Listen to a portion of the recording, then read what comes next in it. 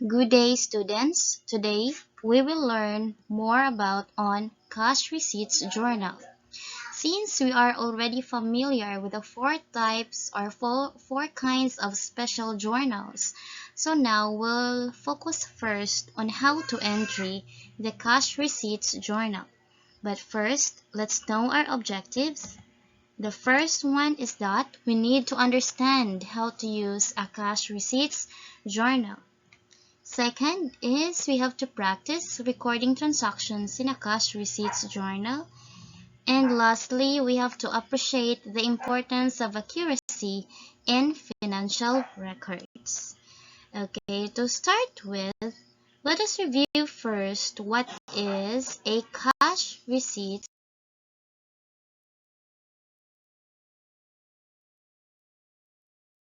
journal. So, as what we have learned from our previous lesson, we all know that cash receipts journal is a special journal used to record cash received by business from any source. So anything that involves money that flowing into your account that will be recorded in the cash receipts journal. So what are these sources? So we'll have the major sources for cash receipt. First is investment of capital by proprietor or owner. So katong gi-invest na to nga capital, of course, as from the word investment itself, meaning ato siyang isulod sa atong business. So since ipasulod man, it is an inflow, then that will be considered as cash receipts. The next is cash sales. So when we say cash sales, these are the sales from the goods that we are selling. So tanang halin, anha na to isulod sa cash receipts journal. Third is sale of an asset for cash. So what is an asset? So as we have discussed from the previous lesson, from the last quarter, so there are two types of assets, the current assets as well as the non-current assets. So if we say non-current assets, for example, like printing equipments, if we're going to sell that out, if it is an asset to our company, yato na siyang ibaligya, ang halin-ana will be recorded in cash receipts journal. Next source will be collection from customers. So, sa may possible nga collection from customers. It could be bayad sa ilang balance. When we say balance, so mao na ang kulang nila. Like for example, nangumpra sila 20,000 pesos worth nga goods. But nadala nilang money is only 19,000 pesos. So katong remaining 1,000 pesos, if ila tong bayran kay nahugman tong balance, so that will be recorded in that will be an example of collection from customers which will be recorded in the cash receipts journal. And lastly is the loan from an individual, bank, or any financial institution. So, any loan proceeds, when we say loan proceeds, so man nga ang limpyo nga kwarta gikan sa imong giloan. So, if mosulod na, makuha na nimo imo siyang butang sa imong business to help it grow, so kato siya nga amount, anha nimo siya i-record sa cash receipts journal. Okay, so now,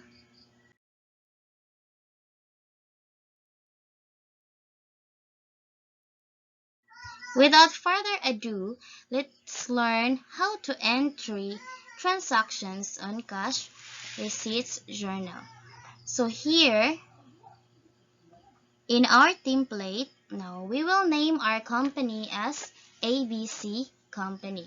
So as what you have observed, the cash receipts journal contains a lot of columns. And it should be noted that the first column should be the date. Why the date? Because we have to record our transactions chronologically. So that's why we have to record the date. Then next is the accounts credited. This will include, what are these accounts credited? Say for example, this includes the cash, the loan proceeds, it could be the interest revenue, or it could be anything that you can name your transaction. Here, for the third column is the PR. So what is meant by PR? So PR means post reference. So unsa may atong isuwat dinhi sa post reference? So ato siyang isuwat diri. For example, if ang transaction nato or ang accounts credited kay sa bank, so ato siyang ibutang diri ang number sa naka-assign nga number para ana nga bank account. Or for example, invoice ra ang gamit sa transaction. So ang katong number sa invoice kato diri mo toy atong ipang record or simply ato lang hinganlan og acknowledgement receipt. So ang katong acknowledgement receipts number ato tong ibutang dinhi sa PR or post reference. So reference itself meaning mo nay basihan nato nga number kung ikapila na siya nga acknowledgement receipt paron or unsa na siya nga number sa bank account nga involved. Okay, then explanation. So ang explanation more on iyang specify kung unsa to ang atong nabutang diri sa accounts credited. So for example, sa accounts credited, atong ibutang is cash, meaning cash ang nisulod. So ang explanation for example is cash sales. Halin nato on cash, meaning kwarta jud ang gibaya dili amount gikan sa bangko. So ari siya ibutang diri sa explanation. Then as what we've discussed from the previous lesson, we need to put the debit as well as the credit.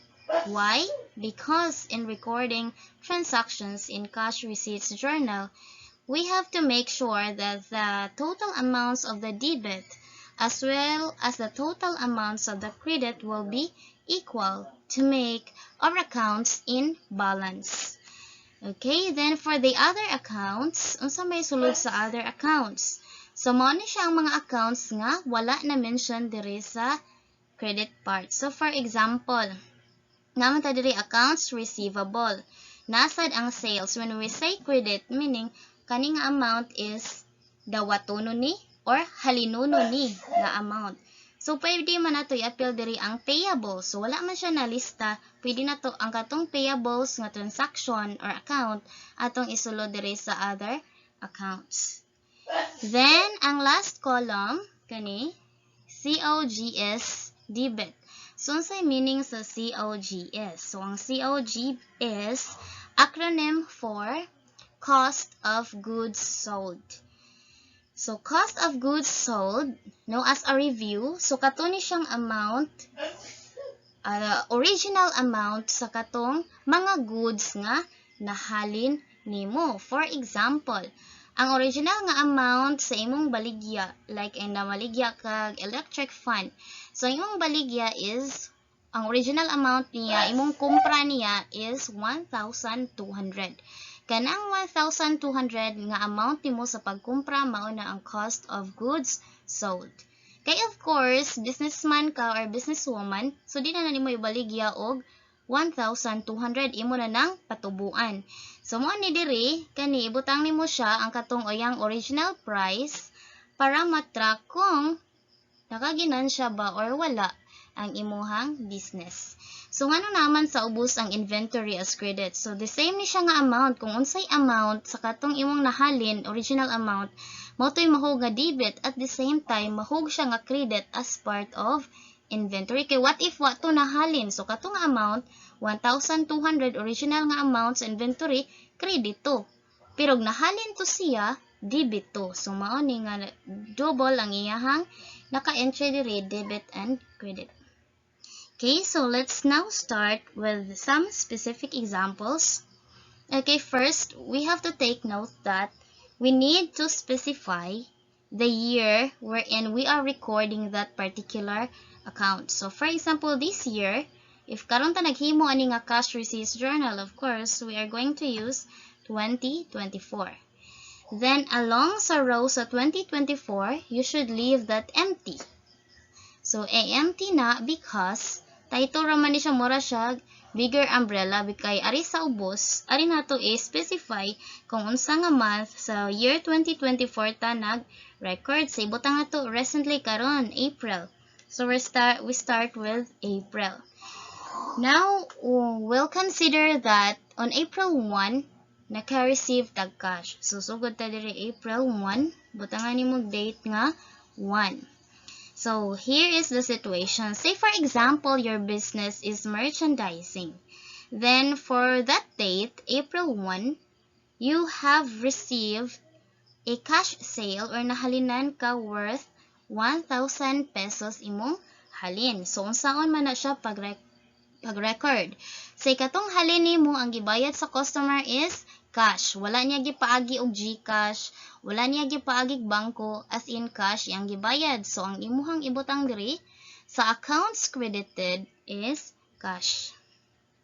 Okay, since cash man, you do not need to have a PR number. So, no need to write here sa post reference. Leave it blank. Then, for the explanation, so, unsa maning cash nga imong nadawat? So, as the situation itself, cash ning sa imong halin. So, ang imong ibutang sa explanation is cash sales. Then, pila to ang value sa cash sales sa example? So, that is 1,000 pesos. Sa imong ibutang diha, ang 1,000 pesos tungod sa column sa cash nga debit. Why debit? Because nadawat na nimo ang cash. So, mao nang 1,000 pesos. Now, dapat, diba? Dapat, ningon ko ganiha nga dapat equal ang debit sa credit. So, dapat, diri na column sa credits, naani siya ibutang nga dapat mo equal ta sa 1,000. So, unsaon siya pag butang? So, imong ibutang. So, what if wala pa? What if, kani siya. So, what if wala pa naabot ning kwarta, wala nimo nadawat. So, kay nadawat naman, mahimbuhog nimo cash. Pero wala man, wala nimo nadawat ni nga halin. Ibutang wala nadawat ni nga halin. Wala pa. Ibutang na to credit siya nga side. Halinonon pa ning 1,000. So, asa ka na to siya ibutang nga credit? Accounts receivable, sales, or other accounts. Okay, so ari na to siya ibutang sa sales. Kay nga naman, kay halinonon money nga amount. Kay nganong gibutang siya sa debit? Because na-receive na nimo ni nga amount pag April 1. Nganong butangan ang credit? Because it is necessary to make the debit and the credit equal. Okay, so since naghisgot man diri og goods, so cash sales na halinan man siya og good, halin man niya. Cash sales man dili man ingong service kay cash sales kay kung service pa ang gi-provide, service revenue ang tawag. Pero kay cash sales man atong gamit, meaning nahalinan ta og product. Kay nahalinan ta og product, kato nga product na atoy original nga presyo nga wala pay tubo. Presyo sa atong pagkumpra. So ari na to ibutang na diri sa COGS and inventory. So ibutang na to sa situation nga sa 1,000 nga imong nadawat nga halin, ang original price nimo sa pagkumpra ana is 890. So, need siyang i-record nga naman para makahibaw ka sa imong data pila imong halin ana nga, pila imong ginansya ana nga transaction. So, in here, pila may ginansya? 1,000 ang halin, puhunan is 890. So, of course, you have a profit gain of 110. Okay, so mo na siyang importance diri sa COGS nga column. Kano saan ni siya mabutangan ni nga column if cash sales ang account. Dili gani cash sales, leave this blank. Okay, next situation. So, for example, naa kay regular customer, imong company sa ABC company na ay regular nga customer nga tawgon natog ABM company. Sa ABM company, anha nimo magkumprahan. Karon kay naa siya'y balance, naa siya'y kulang nimo nga bayranan. So, iya nang gibayran. So, pagbayad niya, kato, dili na to mahog, unsa man dili na siya mahog nga cash sales. Kaya niyang bayran iya namang balance. Okay, so kay dili man siya halin, unya nag-mention man siya customer. Unlike sa transaction na to diri sa una, nga niingon ra ko a customer paid, mao ni nga amount. Pero kanina aman kung kinsa ang customer. So, sa accounts credited, kung kinsa to nga customer or client ang nibayad, mautoy inyong ibutang.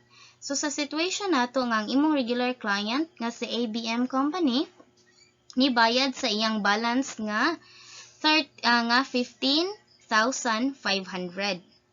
Pero tungod kay regular customer siya, imo siyang gihatagan og 1,500 nga discount. So pila na lay iyang bayran? Okay, so ang iyang bayran na lang is 13,500. So unsaon man ani inig record? So kato ibutan na to April 2 ni nga transaction na hitabo. So no need to write the month April because nana siya sa babaw. Ang imo na lang isuwat is ang new date kung kanus-an na ay cash ni sulod sa imong business. Kay nag-mention man kog name sa customer diri sa accounts credited, ang name na sa company nga client ang imuhang ibutang. Karon wa mo ko nag-mention nga iyang gibayad cash. So gamit niya is ato na iyang nanggi invoice. Dili man cash sales, di naman siya halin. Bayad naman ni sa iyang balance. So invoice atong ibutang diri. Hatagan nato siya acknowledgement receipt diri sa PR. Again, basta cash sales gani or cash diri sa accounts credited, no need to write the post reference number. But aside from ana, need ka magput of post reference number. Kaning post reference number, ikaw ra ang mo-assign og unsa nga number imuhang ibutang. Say for example, sa kani nga month, magsugod kag butang kung invoice gani ang paagi sa imuhang pag-record, say nibayad siya, gihatagan nang nimo siya invoice. Unsa may example sa invoice, madam? For example, kanang mupalit ka sa gaisano, ang imong magdawat is invoice kay encoded siya sa ubos ana, pinakaubos sa resibo nga imuhang madawat after og palit sa gaisano na anay invoice number. So try to check if makapalit mo, makakita mo resibo, anything nga resibo nga encoded na anay invoice number sa ubos. So kani kay invoice man ang imong kumpanya wa ka nagamit og official receipt. Invoice imong gamit basta na ay mobayad mo imong ihatag niya nga copy at the same time nasa kay imuhang record. So diri sa record ibutang nato nga hatagan sa nimo siya acknowledgement receipt. Butangan nato number 1 ang acknowledgement receipt number kay first man siya ani sa kani nga April kani nga month. So ibutang na nato acknowledgement receipt 1. So kung sa imong negosyo kani siyang acknowledgement receipt aning Abril, ika-50 na nimong release o acknowledgement release. So acknowledgement receipt. So AR50 imong ibutang diri instead of 1. So magdepende kung ikapila na kani release. Okay, dayon explanation invoice. So mo na akong giingon ganiha. Kung kapila to nga number sa invoice ang naa inig hatag nimo niyag proof nga nakabayad siya, so imong hatagan siya invoice, same anang resibo bitaw nga madawat sa gaisan or any merchandise nga i-encode nila imong pinalit. Okay, so mo ni for example to 1 2 3 imong ibutang. Basta invoice gani dapat na i-acknowledgement receipt pagid siya. Kay para makaingon jud ang ABM company nga na siya proof nga nakabayad siya. Okay. So, pila to iyang bayranan? So, sa akong giingon ganiha, iyang bayranan should be 15,000 pesos iyang balance sa imong kumpanya. Okay, kay regular man nimo siya nga customer, gihatagan nimo siya discount nga 1,500. So, pila naman ang cash nga madebit nimo, madawat? So, ang cash na lang nga ma-receive nimo niya is 13,500. Kay nga naman, pila ang discount? So, ang discount niya is 1,500. Ang 1,500 ari ibutang tungod sa column sa sales discount debit. Okay, so karon naswatan na hurot na natog suwat diri sa debit ang amount nga 15,000 unta ngayang bayran. Ari na ta mo proceed sa credit. Okay, say kung credit siya nga part, asa man ni mabutang ang balance sa ABM company? Ari ba ni sa sales? Dili siya pwede sa sales kay dili siya halin gikan sa imong goods, balance na ni siya. Payables ba ni? No, dili ni nimo payable. Although payable siya sa ABM company, pero sa imong company dili ni nimo payable. Instead, this is receivable. Dawatono nimo ibutang nato sa ABM company wala pa ni bayad. So na kay receivable nga pila untay dawatono nimo, so that is 15,000. pesos. So nga nang 15,000 pesos man madam, dili man 13 ako ibutang. So imong ibutang diri ang specific amount nga uy mo jutang madawat sa wala pay discount. Para inig total nimo diri sa cash debit plus sales discount debit equal siya sa accounts receivable credit. Okay. So butangan pa ba diri sa COGs and inventory? Now dili na because ang iyang gibayran dili imong goods, dili ang imong gipangbaligya kundi ang iyang balance. Wa gi-specify unsa ni nga utang or balance niya basta kay nibayad siya na nga balance. So no need to write here COGS and inventory. Okay? So now we'll have another situation. Say by April 4, you've got a loan from a bank, okay? Pag April 4 nang loan ka, kay paminaw nimo, malugi ng imong negosyo og di ka mo loan para i-put up sa imuhang company. So nang loan ka. Sibutang nimo ang imong loan diri 60,000 pesos. Imo ning hotdog gasto para sa imong kumpanya. Kay butang nimo April 4, unsa man ni nga accounts credited? Imong ibutang diri loan. Ni loan man nimo or loan proceeds. When you say loan proceeds, mo ni ang limpyo nga kwarta imong makuha gikan sa imuhang giloan. Kay dili necessary like mang loan ka og 100,000, ang imong makuha is 100,000 no because i-deduct pa na sa bangko nga imong loanan. Pero if friend nimo ang imong giloanan, so ang imong loan proceeds katog yung 100,000 pero sa case sa bank muubos na ang imong loan proceeds kay magpaginansya na sila. So ibutang nato diri ang imo na jung limpyo nga loan proceeds kay 60,000 pero sa dip ana atong i-remember nga loan man gikan sa bangko sa ato pa dili ni cash sale, dili halin.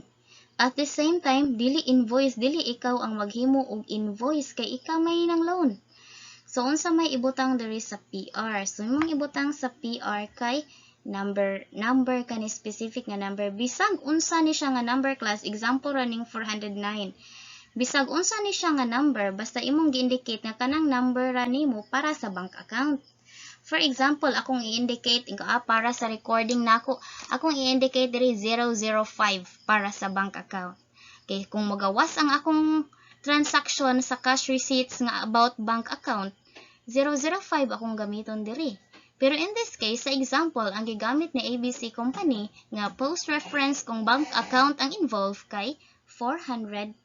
So, ato lang sang utilize ang 409 for the moment. Okay? Okay, in your activity, you can use any number for your assigned bank account. So, kamo na yung magbuot later. Okay, so pila to ang imuhang loan proceeds. So, ari ka, ang debit, ang maabot nimo, as what I have said earlier, is 60,000 pesos. Ibutang na nimo diha sa cash debit. Now, karon sa part sa credit. Asa man mabilong ang loan? Kung debit, cash siya ni sulod. Pero og credit, asa man siya? Accounts receivable, sales, or other account? Okay, so ari siya mabilong sa other account. Nga naman, ang loan nimo sa credit nga side kay imo nang bayranan. Syempre nang loan ka, imo nang bayran or else mapriso ka. Okay, so ang 60,000 ari nimo ibutang sa other account. So ibutang lang din nato nga wala lay tubo, limpyo lang imong bayran 60,000 gihapon. So instead nga payable unta ni wala may naka-specify nga payable sa side sa credit. Ari na sa other accounts butang. Kay kani siya nga side kani diring tulo for credit money. Okay, sige dayon butangan ba ni madam og value diri sa COGS nga column? No, because wadili man na nimo halin sa imong goods. Di man ni halin sa imong produkto. So dili nimo butangan diha. Wala kay ibutang. Okay, now for the second to the last situation, say for example. Okay, so ibutang nato na kay gi-invest sa bangko nga part siya nga money sa imuhang company. Karon, ang imong gibutang sa bangko nitubo man. Nitubo ang kwarta, dili inutang sa bangko ha. Imong gi-input kay deposit sa bangko imuhang kwarta pero kana nga kwarta sa imo nang company. So ibutang nato pag April 7, nakadawat ka og interest nga 1,200 pesos. Ibutang na nimo diri. April 7. So may ibutang ana. Nakadawat mo kag tubo sa imong gi-deposit. So imong ibutang interest. Interest man ang English sa tubo, di ba? So interest revenue. Revenue is kita. So nakay kita nga tubo gikan sa imong gi-deposit sa bangko kay naghisgot naman sa kog bank account class. So base diri sa first example ang gigamit nga assigned number is 409. So mogamit gyapon ko 409. No, pero ang naka-assign pa na nako dito is let's say 1 to 1. Mo sa na akong gamiton nga account diri depende sa imong pag-record kay ika may tag-iyas kumpanya. Okay, so ibutang bank account. Kay ato man dito sa bangko nimo ma-credit ang kato nga account. Ang nga amount. Okay, so dayon pila toy tubo nga imong na-receive. So sa cash debit maka-receive kag 1,200 pesos. Karon sa credit side asa man siya mabutang? Ari ba siya sa accounts receivable? Ari ba siya sa sales? Halin ba ni nimo? Or sa accounts receivable, dawatunon ba ni nimo ang 1,200? Or other accounts, unsay nas other accounts, apil na diri ang payables, bayranan ba nimo ang 1,200? So atong i-check. So ang 1,200 dili halin, so wrong, dili diri nga side. Ang 1,200 dili bayranan nako, so dili sad sa other accounts. So asa man siya? Sa accounts receivable kay ang 1,200 dawatunon gid na nimo kay tubo manas imong deposit. Okay, then dili na butangan diri sa COGS kay again dili ni halin sa imong product or goods. Then for the last transaction, say for example, from some customer naka-receive ka by April 8 nahalinan ka og 2,000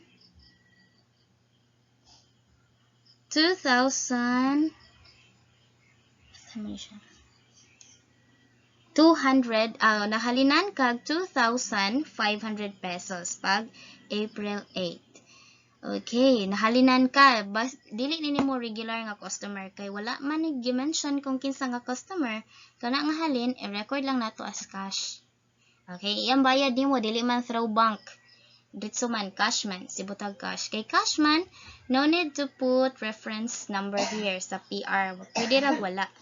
Then i-explain nato nga kani nga cash sa cash sales ni halinin nako. Okay, so nahalinan kag 2,500 unta nga baligyaon pero gihatagan nimo discount nga 300 ang imong customer. Okay, ginaganahan ka nagigtabis imong customer so imong gipa discountan og 300. So pila na malay imong madebit sa imong cash? 2,500 ang original nga amounts ang amount sa imong baligyaon. Pero imong gipa-discountan og 300. Yes, ang imo na lang debit nga cash is 2,200 kay ang 300 ari man nimo ibutang sa sales discount. Then sa part sa credit asa man nato ibutang ni? Kay di ba ang atong halinunon is 2,500 yun unta. So ari na sa sales ibutang. Okay, basta halin gani ay naibutang sa accounts receivable or halinunon ari gina sa sales. Okay, so unsa ra may ibutang sa accounts receivable nga credit, madam? O kanara na siyang dawatunon nimo gikan sa inutang sa imuhang customer o dawatunon nimo nga tubo gikan sa imuhang mga deposito. Okay, then kani cash salesman butangan ba diri sa COGS og inventory? Yes, butangan kay nahalinan man ka sa imong baligyaon. So imong butangan diri pilay original nga price imong baligyaon, pilay pagkumpra nimo ana. So butang nato pagkumpra nimo 2,000 imong palit sa imong gibaligya. Karon gibaligya nimo 2,005. Pero nag-discount kag 300. So ang imo na lang kita 2,002. In short, 200 pesos na lang imong ginansya. Okay, sige. Nganong important man nga i-record yun na siya? Of course, these things here are important to record accurately. When I say accurately, dapat sakto tanang computation so that you will know whether your business is progressive or not. No? And this will be also helpful in order to have decision making regarding on your business. What decision making? So mo decide ka unsa man ni, need pa ba nako ni nga punan pa jud ni capital, or need ba nga mag-hire na kong staff, kaigo na ba ning akong money nga naa diri? So importante siya nga accurate para matrack sad nimo ang growth sa imuhang business. Kay masayop ka, say for example, imong na record diri sa COGS instead of 2,000 is 3,000, so makita nimo nga uy wa man day ko kaginansya. Diba? So, sayop na imong hunahuna, negative na imong hunahuna sa business, nga wa nakakaginansya. Pero kung sakto nimo, like 2,000 gid ni, makain ka, ay nakaginansya, di ko gamay. Okay, so mo na siya ang importance sa appropriate recording of accounts sa cash receipts journal. Then, wala pa tanahuman. Lastly, second to the last step, is that for every column here sa debit and credit nga naay amount involved, ato siyang i-total. So, sa first column, cash debit, atong i-plus ang 1,000 plus 13,500 plus 60,000 plus 1,200 plus 2,200. So, ato na siyang i-total tanan. That will result to 77,900 pesos. Okay, then for the second column, sa sales discount, nga debit, so atong i-add tanang makita, so 1,500 plus 300, that's 1,800. Okay, for the accounts receivable, so ato na siyang i-total 15 plus 15,000 plus 1,200, that will result to 16,200. For the sales credit column, so we have 1,000 plus 2,500, total niya will be 3,500.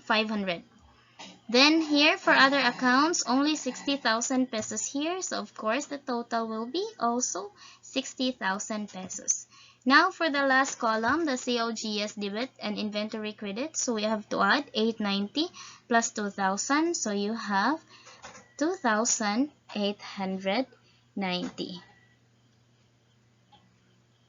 Okay, so now if we're going to check if equal ba ang credit and debit, so, asa naman ani ang i-add? So, i-add ni mong first two columns, imong i-check, 77,900 plus 1,800, kung equal ba siya kung i-plus ni mong tolo, kaning nasa credit, dire. Okay, so ayaw lang ni siya apila, kay mao man ni ang record nato, if nakaginan siya bata or wa, saka na nga specific nga accounts. Okay, so next step will be, okay, so ato na siyang i-double line. So nga naman, kay ang single line, mag-define na siya, meaning, total, atong gi-sum up tanang values na asbabaw. When we're going to use this double line here, it means that the values above, kani siyang values dinhi, kani akong gisirkulan, mo ni siya ang final amount. Nano di ay, unsa may gamit ani nga final amount? So, kaning mga final amounts diri, mao ni siya ang atong i-record sa ledger pohon, di ba? There are two types of accounting books. First is the journal, second is the ledger. So, kani, nakasolve na ta, nakakompute na ta sa journal, at pwede na ni siyang i-transfer sa ledger. Pero dili pa ta na i-discuss karon, kaya atong focus is to know how to do the cash receipts journal. So, karon as you can observe, naa siya mga numbers sa ubos. Unsa man ning mga numbers, madam? Kaning mga numbers diri sa ubos, mao ni sila ang account numbers. Ang cash debit, for example, sa imong company. Sa imong company, ang cash debit, gi-assign na nimo siya number nga 101. Sa sales discount debit, gi-assign na nimo siya number nga 415. Sa accounts receivable, gi-assign na nimo siya number nga 106. No? And so on. Ikaramay magbuot ani sa pag-assign sa number kung ikaw ang tag-iya sa company para consistent imong record. No, kay nag-abot sa ledger mo gamit kag 101, makasabot din ka nga ay cash debit ni nako. Magkaingon ka. Diri sa last duha ka number kay duha masani. So COGS 502 ang assigned number. Sa inventory 119 ang assigned number. So for now, for your activity later on, inyo lang usaning kopyahon ang kaning mga assigned numbers diri para dili mo maglibog. Ha, kay nag-proceed na to sa ledger pohon, going also to use these numbers para di ta malipat. Okay, so mo to ha, if ang diri sa credit again, if di ninyo makita unsa siya nga accounts, ari na sa other accounts ibutang, like kung payable siya, ari ibutang sa other accounts. Okay, so for further questions, just comment on the comment section of our stream in the Google Classroom, or else you can ask your questions on our group chat. Okay, I'll be posting also together this video your activity wherein you're going to write you're going to craft your cash receipts journal on your notebook, and then you're going to send a picture on it on the Google Classroom. Okay, that would be all. Thank you and good day.